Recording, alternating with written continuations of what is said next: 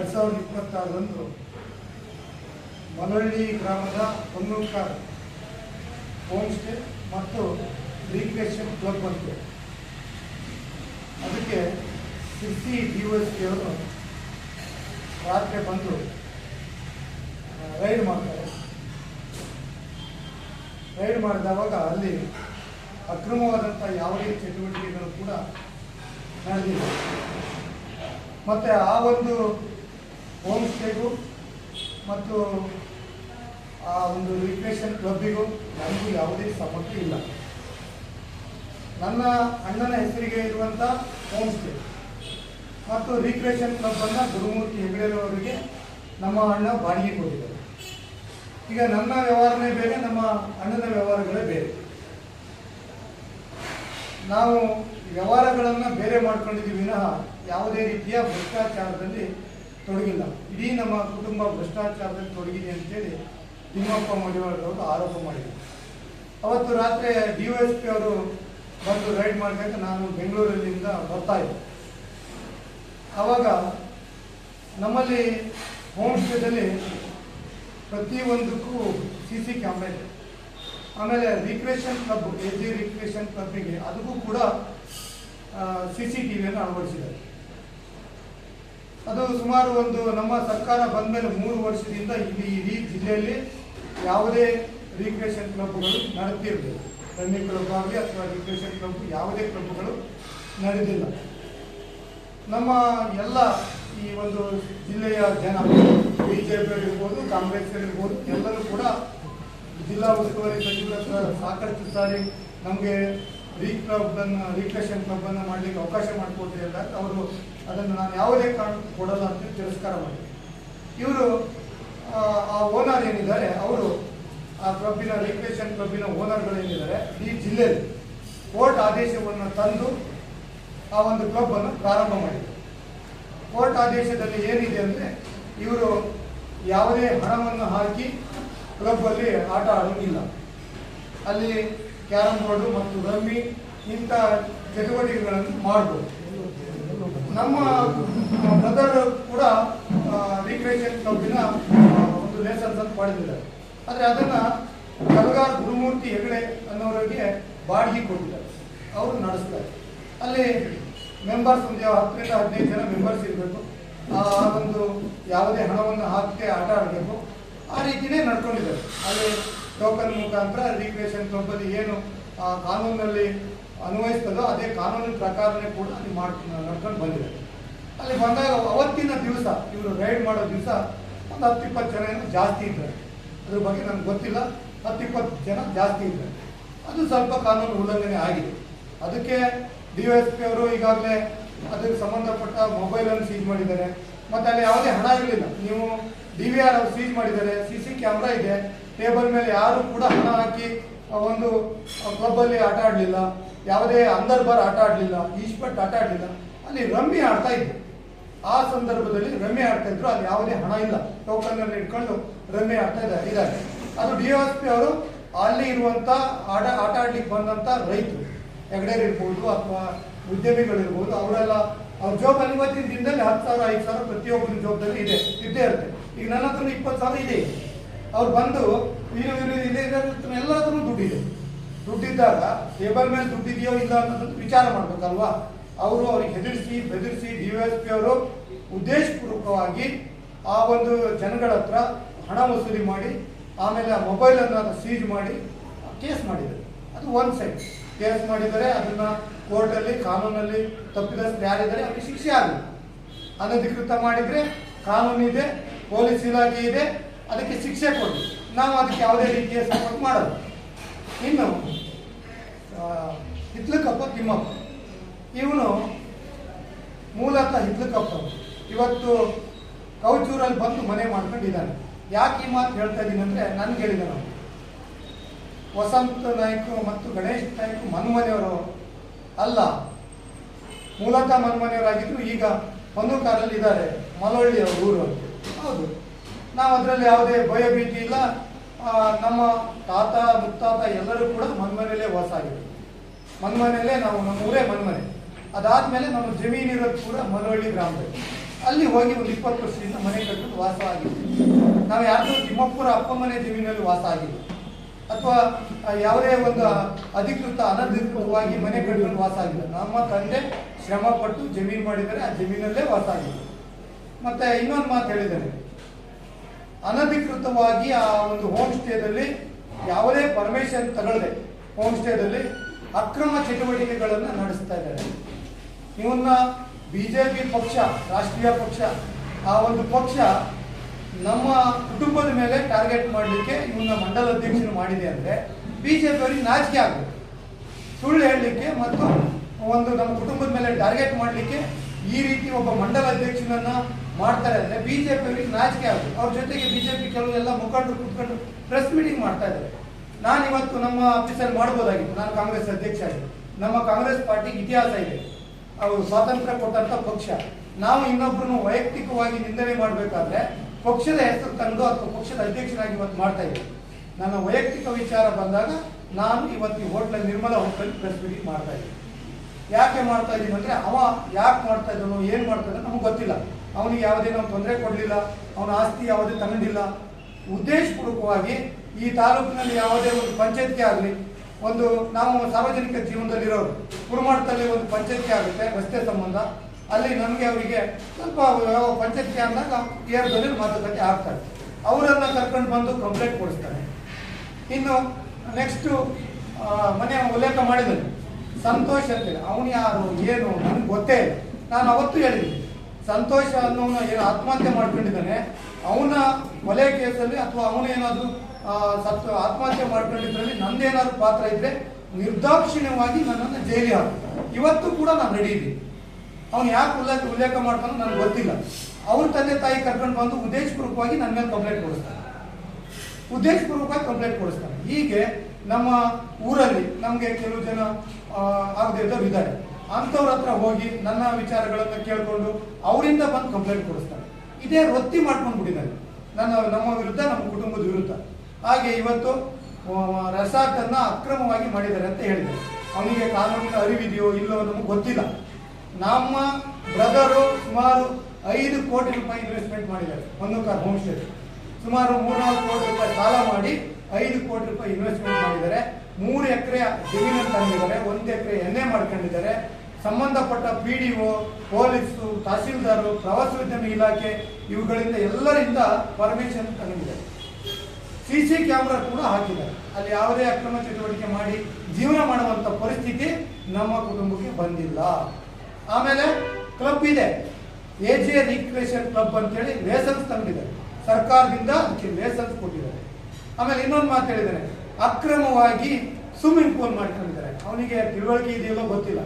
ಪ್ರತಿಯೊಬ್ಬ ಮನೆಯಲ್ಲೂ ಕೂಡ 3 ಅಡಿಯಿಂದ 5 ಅಡಿ ಮೇಲ್ಗಡೆ ಒಬ್ಬ ಸ್ವಿಮ್ಮಿಂಗ್ ಪೂಲ್ ಅನ್ನು ಮಾಡ್ಕೊಳ್ಳೋಕೆ ಸರ್ಕಾರ ಅವಕಾಶ ಕೊಟ್ಟಿದೆ. ಅದ್ರ ಬಗ್ಗೆ ತಿಳುವಳಿಕೆ ಇಲ್ಲ ಅಂದ್ರೆ ತಿಳ್ಕೊಳ್ಳಿ ಅವರು. ಆದ್ರಿಂದ ನಾವು ಯಾವುದಾದ್ರೂ ಅಕ್ರಮ ದಂಧೆಗಳನ್ನ ನಮ್ಮ ಕುಟುಂಬ ಅಥವಾ ನಮ್ಮ ಸೋದರ ಅಲ್ಲಿ ಮಾಡಿದ್ದಾನೆ, ಅಂದರ್ಬಾರ್ ಆಡಿಸಿದ್ದಾನೆ ಅಂದ್ರೆ ನಾನು ಸಾಮಾಜಿಕ ಜೀವನದಿಂದ, ರಾಜಕೀಯದಿಂದ ನಿವೃತ್ತಿಯನ್ನು ತಗೊಳ್ತೀನಿ. ಇವ ಸುಳ್ಳು ಹೇಳ್ತಾನಲ್ಲ, ಇವನು ಅದು ಸತ್ಯ ಅಂತ ಪ್ರೂಫ್ ಮಾಡಲಿ. ನಾನು ಯಾವುದೇ ಈ ಕ್ಷೇತ್ರದಲ್ಲಿ, ಸಾಮಾಜಿಕ ಕ್ಷೇತ್ರದಲ್ಲಿ ಮತ್ತು ರಾಜಕೀಯದಲ್ಲಿ ಮತ್ತು ಯಾವುದೇ ಕೂಡ ಯಾವುದೇ ಒಂದು ವ್ಯಕ್ತಿಯಲ್ಲೂ ಕೂಡ ಇರಲ್ಲ. ಅವನು ಕೂಡ ತಾಕತ್ತಿದ್ರೆ ತಿಮ್ಮಪ್ಪ ಮಡಿವಾಳ ಸುಳ್ಳು ಹೇಳಿದ್ರೆ ಅದು ಸಾಬೀತು ಮಾಡಲಿ. ಅವನು ಸಾಬೀತು ಮಾಡಿದ ಅಂದರೆ ನಾನು ಹೇಳಿದ್ ಒಪ್ಕೊಳ್ತೀನಿ. ಅವನು ಸಾಬೀತು ಆಗಿಲ್ಲ ಅಂದರೆ ಅವನು ಸಾಮಾಜಿಕ ಸೇವೆಯಿಂದ ಮತ್ತು ರಾಜಕೀಯದಿಂದ ನಿವೃತ್ತಿ ತಗೊಳ್ಬೇಕು. ಅದು ಅವನು ಮಾಡಬೇಕು. ಮರ್ಯಾದೆ ಇದ್ರೆ ಅವನಿಗೆ ಅದನ್ನು ಮಾಡಬೇಕು. ಸುಮ್ಮನೆ ಸುಳ್ಳು ಹೇಳೋದೇ ಜೀವನ. ಅವನ ವೃತ್ತಿಪರ ನೀವು ಕೇಳಿದವರು ಎಲ್ಲ ಗೊತ್ತಿಲ್ಲ. ಅವ ಒಂದು ಮಾತು ಹೇಳಿದ್ದಾನೆ, ಫ್ಲಕ್ಸ್ ಹಾಕೊಂಡವ್ರು, ಕಾಂಗ್ರೆಸ್ ಮುಖಂಡರೆಲ್ಲ ಫ್ಲಕ್ಸ್ ಹಾಕೊಂಡವ್ರು ಎಲ್ಲರಿಗೂ ಈ ಒಂದು ಅಲ್ಲಿ ಜೂಜಾಟ ನಡೆಸ್ತಾರೆ, ಆ ಅಡುಕಟ್ಟ ಬದಿ ಜೂಜಾಟ ನಡೆಸ್ತಾರೆ, ಅದಕ್ಕೆಲ್ಲ ಪಿತಾಮಹ ಇವನೇ, ಇವ್ರ ಕುಟುಂಬನೇ, ಇವ್ರ ಕ್ರಿಮಿನಲ್ಗಳು ಅಂತ ಹೇಳಿದೆ. ಅದ್ರ ಬಗ್ಗೆ ಪೊಲೀಸ್ ಇಲಾಖೆ ಇದೆ, ಅವ್ರು ದೂರು ಕೊಡ್ಲಿ. ಅದೇನಾದ್ರೂ ಸಾಬೀತಾದ್ರೆ ನಾವು ಖಂಡಿತ ಜೈಲಿಗೆ ಹೋಗಿ ರೆಡಿಯಾಗಿದೆ. ನಾನು ಈಗಾಗಲೇ ಅವನ ಮೇಲೆ ಕಾನೂನು ಪ್ರಕಾರ ವಕೀಲರ ಹತ್ರ ಮಾತಾಡಿದ್ದೀನಿ. ಮಾನನಷ್ಟ ಮೊಕದ್ದಮೆ ಕೇಸನ್ನು ಹಾಕಿ ಅವನು ಏನು ಆರೋಪ ಮಾಡಿದ್ದಾನೆ ಅವನ್ನೆಲ್ಲವನ್ನ ವಿಡಿಯೋ ಕ್ಲಿಪ್ಪು ಮತ್ತೆ ಪೇಪರ್ ಕಟಿಂಗ್ ಅನ್ನು ಎಲ್ಲವನ್ನ ಇಟ್ಕೊಂಡಿದ್ದೆ. ಅದ್ರ ಜೊತೆ ಕೆಲವು ಮಾಧ್ಯಮದವರು ಕೂಡ ಸುಳ್ಳು ಬರೆದಿದ್ದಾರೆ. DYSPಯಲ್ಲೂ ಕೂಡ ನಾವು ಇಸ್ಪೇಟ್ ಅಂದರ್ಬಾರನ್ನು ರೇಡ್ ಮಾಡಿದ್ದೀವಿ ಅಂತ ಹೇಳಿದ್ರು. ಅವರು ಕೆಲವು ಎಲೆಕ್ಟ್ರಾನಿಕ್ ಮೀಡಿಯಾಗಳು ಮತ್ತು ಕೆಲವು ಮಾಧ್ಯಮಗಳು ಸುಳ್ಳು ಬಿತ್ತನೆ ಮಾಡಿದೆ. ಒಂದು ಮಾಧ್ಯಮ ಅಂದರೆ ಈ ಸಮಾಜದಲ್ಲಿ ಆ ತಪ್ಪುಗಳನ್ನು ಸರಿಪಡಿಸುವಂಥ ಮಾಧ್ಯಮಗಳಾಗಬೇಕು ವಿನಃ ಒಬ್ಬನ ತೇಜೋವಧೆ ಮಾಡುವಂಥ ವ್ಯಕ್ತಿಗಳು ಅವನಿಗೆ ಒಬ್ಬ ಹುಚ್ಚ ಅಂದರೆ ಮಾಧ್ಯಮಗಳು ಕೂಡ ಹುಚ್ಚರಾಗಬಾರ್ದು. ಸರಿಪಡಿಸುವಂಥ ಕೆಲಸ ಸತ್ಯವನ್ನು ವಿಚಾರ ಮಾಡಿ ಬಿತ್ತನೆ ಮಾಡಬೇಕು. ಅದನ್ನು ಬಿಟ್ಟು ಇವರು ಟಿವಿ ಮಾಧ್ಯಮ ಮತ್ತು ಪತ್ರಿಕಾ ಮಾಧ್ಯಮ ಏನಿದೆ ಮನಸ್ಸಿಗೆ ಬಂದಂಗೆ ಬರೆದಿದೆ, ಅದು ಜನ ನೋಡ್ತಾ ಇರ್ತಾರೆ ಮತ್ತೆ ಅವರಿಗೆ ಸರಿಯಾದ ಶಿಕ್ಷೆಯನ್ನು ದೇವರು ಕೊಡ್ತಾರೆ ಅಂತೇಳಿ ನಾನು ಭಾವಿಸಿದ್ದೀನಿ.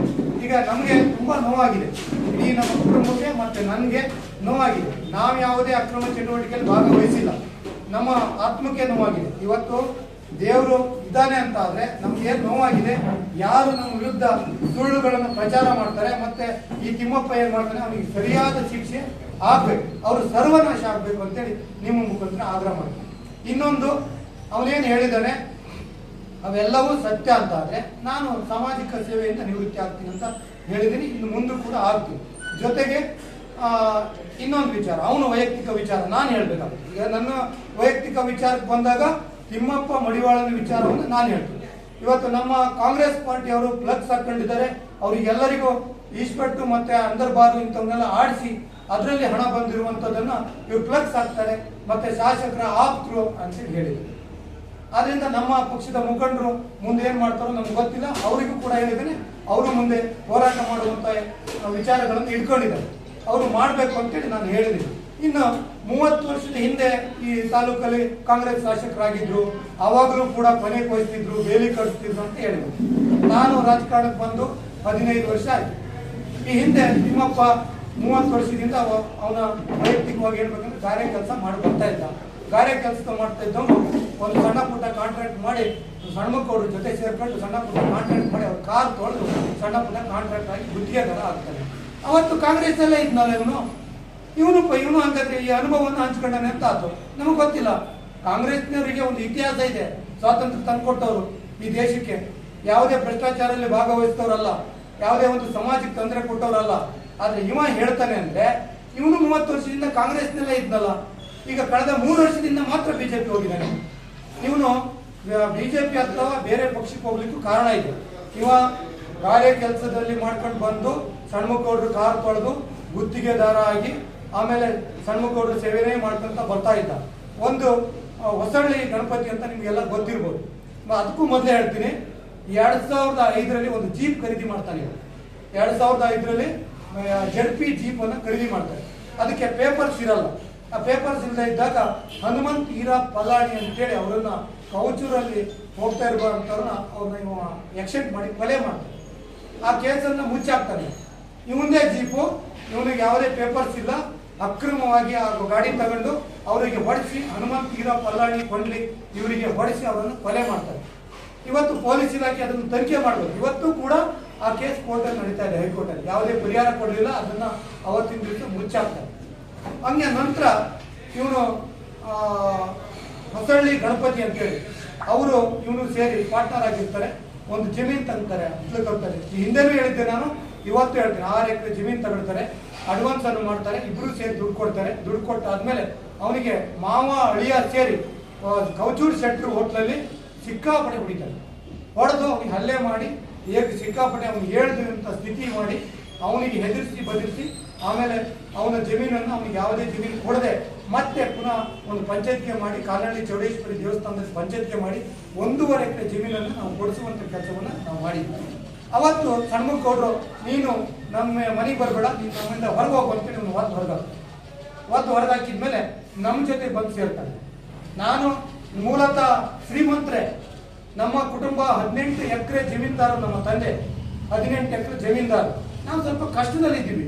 ಅವತ್ತು 18 ಎಕರೆ ಜಮೀನ್ದಾರು, ಯಾವುದೇ ಗಾರೆ ಕೆಲಸ ಮಾಡಿ ಅಥವಾ ಯಾವುದೇ ಇದನ್ನ ಮಾಡಿ ಕೂಲಿ ಮಾಡಿ ಬರಲಿಲ್ಲ ನಾನು. ನಮ್ಮ ತಂದೆ ಮೂಲತಃ ಜಮೀನ್ದಾರು, 18 ಎಕರೆ ಜಮೀನ್ದಾರು. ಆಮೇಲೆ ಆಟೋ ಓಡಿಸ್ತಿದ್ದೆ ನಾನು ತಾಳಗುಪ್ಪದಲ್ಲಿ. ನನ್ನ ಇಷ್ಟ್ರ ಬಗ್ಗೆ ನಾನೇ ಹೇಳ್ತೀನಿ, ಆಮೇಲೆ ಹೇಳೋದಿದೆ. ಆಟೋ ಓಡಿಸ್ತೀನಿ, SLC ಮುಗಿಸಿ ಆಟೋ ಓಡಿಸಿ ಆಟೋದಿಂದ ಸೀದಾ ನಾನು ಹೆಗೆಕೊಪ್ಪ ಗ್ರಾಮ ಪಂಚಾಯತಿ, ನಮ್ಮೂರು ಮನೆ ಕೊರಲಕೈ ಗ್ರಾಮ ಪಂಚಾಯತಿ ಇರಲಿಲ್ಲ ಅವಾಗ. ಹೆಗೆಕೊಪ್ಪದಲ್ಲಿ ಹೋಗಿ ಎಲೆಕ್ಷನ್ ನಿಂತೆ. ಅವತ್ತು ನನ್ನನ್ನು ಜನ ಆಯ್ಕೆ ಮಾಡಿ ಗೆಲ್ಸಿದ್ರು 2010ರಲ್ಲಿ. ನಂತರ ಇವನು ನನ್ಗೆ ಅವಾಗ ಕಾಂಟ್ಯಾಕ್ಟ್ ಇಲ್ಲ. ನಂತರ 2010ರಲ್ಲಿ ತಾಲೂಕಾ ಪಂಚಾಯತ್ ಅದೇ ಡಿಸೆಂಬರ್ ತಿಂಗಳಲ್ಲಿ ತಾಲೂಕು ಪಂಚಾಯತ್ ಚುನಾವಣೆ ಆಗುತ್ತೆ. ಸಣ್ಣಮಕ್ಕೌಡರು ಮತ್ತು KG ನಾಗರಾಜ್ ಅವರು ಬ್ಲಾಕ್ ಕಾಂಗ್ರೆಸ್ ಅಧ್ಯಕ್ಷರಾಗಿರ್ತಾರೆ. ಆ ಸಂದರ್ಭದಲ್ಲಿ ನನಗೆ ಟಿಕೆಟ್ ಕೊಡ್ತಾರೆ. ನಾನು ಅವತ್ತು ತಾಲೂಕು ಪಂಚಾಯತ್ ಸದಸ್ಯನಾಗ್ತೀನಿ. ನಂತರ ತಾಲೂಕು ಪಂಚಾಯತ್ ಸದಸ್ಯ ಆಗಿ ಅವನ ಸ್ನೇಹ ಆಗುತ್ತೆ. ಸ್ನೇಹ ಆದಾಗ ಅವನು ಬರ್ತಾನೆ. ಬಂದು ಇದೇ ಅವತ್ತೇ ಆ ಸಂದರ್ಭದಲ್ಲಿ ಹೊಸಳ್ಳಿ ಗಣಪತಿಯಲ್ಲಿ ಹೊಡಿತಾನೆ. ಅವಾಗ ಸಣ್ಣಮಕ್ಕೌಡರು ಇವನು ಒಂದು ಹೊರಗಾಕ್ತಾರೆ. ಹೊರಗಾಕಿದ್ಮೇಲೆ ನಮ್ಮ ಜೊತೆ ಓಡಾಡ್ತಾ ಇರ್ತಾನೆ. ಓಡಾಡಬೇಕಾದ್ರೆ 2015ರಲ್ಲಿ ಚುನಾವಣೆ ಬರ್ತದೆ, ಜಿಲ್ಲಾ ಪಂಚಾಯತ್ ತಾಲೂಕು ಪಂಚಾಯತ್. 2015ರಲ್ಲಿ ಚುನಾವಣೆ ಬಂದಾಗ ಇವನು ನಾನು ನಿಲ್ಬೇಕು ಅಂತೇಳಿ ನಮ್ಮ ಜೊತೆಗೆ ಬಂದು ವೇದಿಕೆ ಹಂಚ್ಕೊಳ್ತಾನೆ. ನಾನೇ ಕರ್ಕೊಂಡು ಹೋಗ್ತೀನಿ. ಅವನು ವೇದಿಕೆ ಹಂಚ್ಕೊಳ್ತಾನೆ. ಅಲ್ಲಿ ಸಣ್ಣ ಪುಟ್ಟ ಕ್ರಿಕೆಟ್ ಆಡೋರಿಗೆ ಅಥವಾ ಸಣ್ಣ ಪುಟ್ಟ ಸಹಾಯ ಮಾಡ್ತಾರೆ. ಮಾಡಬೇಕಾದ್ರೆ ಅವನು ಕೂಡ ವೇದಿಕೆ ಹಂಚ್ಕೊಳ್ತಾನೆ. ಆವಾಗ ಇವನು ತಾಲೂಕ್ ಪಂಚಾಯತ್ ನಿಲ್ಲಬೇಕು ಅಂತ ಬಂದಾಗ ತಾಲೂಕ್ ಪಂಚಾಯತ್ ಅಲ್ಲಿ ಒಂದು ಅಗ್ರಿಮೆಂಟ್ ಇರೋದ್ರಿಂದ ಇವನು ನಾಮಿನೇಷನ್ ಮಾಡ್ತಾನೆ. ಅಗ್ರಿಮೆಂಟ್ ಇರೋದ್ರಿಂದ ಕ್ಯಾನ್ಸಲ್ ಆಗುತ್ತೆ. ಅವತ್ತು ನಾಸೀರ್ ಖಾನ್ ಅವರು ನಿಲ್ತಾರೆ.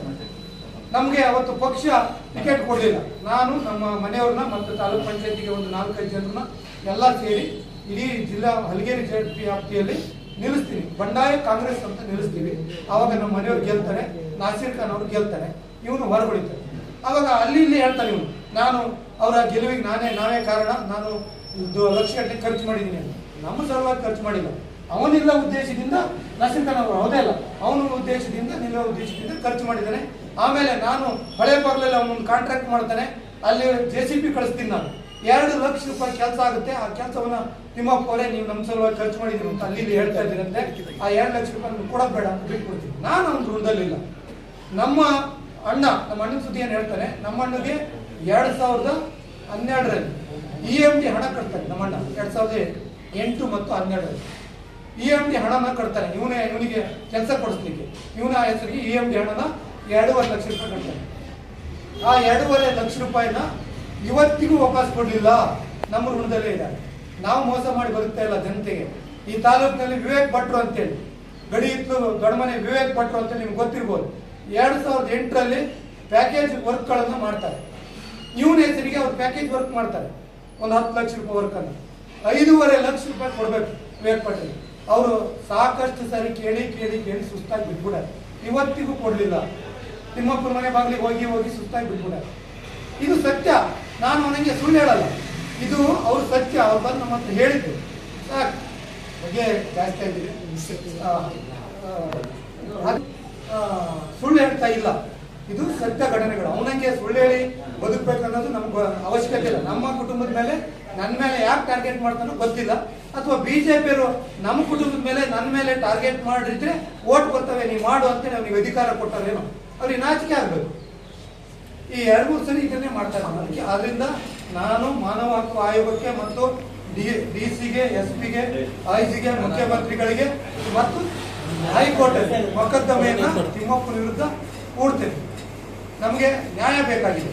ಮತ್ತೆ ನಾವೇನಾದ್ರೂ ನಾಳೆ ಅವನ ವಿರುದ್ಧ ಏನಾದ್ರು ಮಾಡಿದ್ರೆ ಈ ಕೆಟ್ಟ ಹೆಸರು ನಮಗೆ ಬರ್ತದೆ. ಮತ್ತೆ ಇಡೀ ನಮ್ಮ ನಾಯಕ ಸಮಾಜ ಎಚ್ಚೆತ್ಕೊಳ್ಬೇಕು.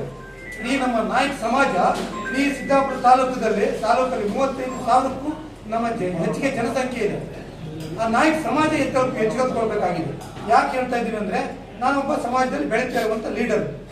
ನನ್ನನ್ನು ಟಾರ್ಗೆಟ್ ಮಾಡಿ ಇವತ್ತು ತಿಮ್ಮಪ್ಪ ಮಾತಾಡ್ತಾರೆ. ಆದ್ರಿಂದ ನೀವೆಲ್ಲ ನಮ್ಮ ಸಮಾಜದ ಲೀಡ್ರು, ಈ ತಾಲೂಕಿನ ಸಮಾಜದ ಲೀಡ್ರು ಅಥವಾ ಸಮಾಜದ ಮುಖಂಡರು, ನೀವು ಅದನ್ನು ಖಂಡಿಸದೇ ಇದ್ರೆ ಮುಂದೊಂದು ದಿವಸ ಇಡೀ ಸಮಾಜಕ್ಕೆ ಮಾರಕ ಆಗುತ್ತೆ. ನಮ್ಮ ಇಡೀ ಸಮಾಜ ಈ ತರ ಒಬ್ಬ ವ್ಯಕ್ತಿನ ಅಂದ್ರೆ ನನ್ನ ಮೇಲೆ ಕೆಟ್ಟ ಹೆಸರು ಬರಲಿ ಅಂತೇಳಿ ಅವ ಹೇಳಿದ್ದೆಲ್ಲ ಸತ್ಯ. ಅದನ್ನ ಹೇಳಿದ್ನಲ್ಲ, ನಿಮ್ಮ ಜೊತೆಗೆ ಯಾರ ಜೊತೆಗೂ ನಾನು ಸೇರಲ್ಲ. ನಾನು ಅಂದರ್ಬಾರ್ ಆಡಿಸಿ ಅಥವಾ ಕ್ಲಬ್ ನಡೆಸಿ ಜೀವನ ಮಾಡಬೇಕಾಗಿದ್ದು ಗತಿ ಬಂದಿಲ್ಲ. ನನ್ನ ಕುಟುಂಬಕ್ಕೂ ನನಗೂ ಆ ಗತಿ ಬಂದಿಲ್ಲ. ನನ್ನ ಅಣ್ಣನ ಬಿಸ್ನೆಸ್ಸೇ ಬೇರೆ, ನನ್ನ ವ್ಯವಹಾರಗಳೇ ಬೇರೆ. ಆದ್ರಿಂದ ಅವನ ಮತ್ತೆ